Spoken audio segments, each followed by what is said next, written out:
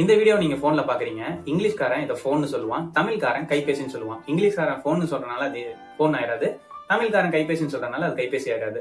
நான் என்ன சொல்ல வரேன் அப்படின்னு பாத்தீங்கன்னா, பொதுவா ஒரு பொருள் இருக்கு, ஒரு டேபிளே இருக்குன்னு வச்சுக்கோங்களேன். அந்த காலத்துல ஃபர்ஸ்ட் டேபிள் உருவாக்கி இருப்பாங்க. அதுக்கப்புறம் அதுக்கு ஒரு சவுண்ட் கொடுத்துருப்பாங்க, ஆ ஃபா இல்ல ஏதோ ஒரு சவுண்ட். அந்த சவுண்டுக்கு அப்புறம் மொழின்னு ஒண்ணு உள்ள வந்தனாலதான் அதுக்கு ஒரு பேரே வந்துச்சு. அந்த ஆ ஃபா சவுண்ட் வச்சு அவங்க மீனிங் ஏத்திருப்பாங்க. சோ ஃபானா டேபிள் போல அப்படின்னு சொல்லி அவங்க மனசுக்குள்ள நினைச்சிருப்பாங்க. அதுக்கப்புறம் தான் மொழியை வச்சு அதுக்கு அந்த பேரே வந்துட்டு கொடுத்திருப்பாங்க.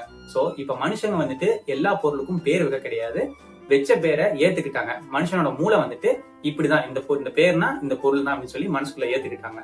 சோ இப்படிதான் வந்துட்டு எல்லா பொருளும் வந்துட்டு பேர் கிடைச்சது. அது மட்டும் இல்லாம இதை வந்துட்டு என்னன்னு சொல்றாங்க அப்படின்னு பாத்தீங்கன்னா, லாங்குவேஜ் கன்வென்ஷன் சொல்றாங்க. மொழிக்கு ஏற்ற மாதிரி மாத்தி அமைச்சுக்கிறது. இப்ப புதுசா நீங்களே ஒரு பொருள் உருவாக்குறீங்கன்னா அதுக்கு ஒரு சவுண்டை கொடுத்து எல்லாருமே அந்த பொருளை வந்துட்டு அந்த சவுண்ட் வந்துட்டு ஏத்துக்கிட்டாங்கன்னா கடைசியில அதுக்கு மொழி கொடுத்து அதுக்கு பேரும் வச்சிருவாங்க. சோ இப்படிதான் ஒரு பொருளுக்கு வந்துட்டு பேரும் கிடைக்குது.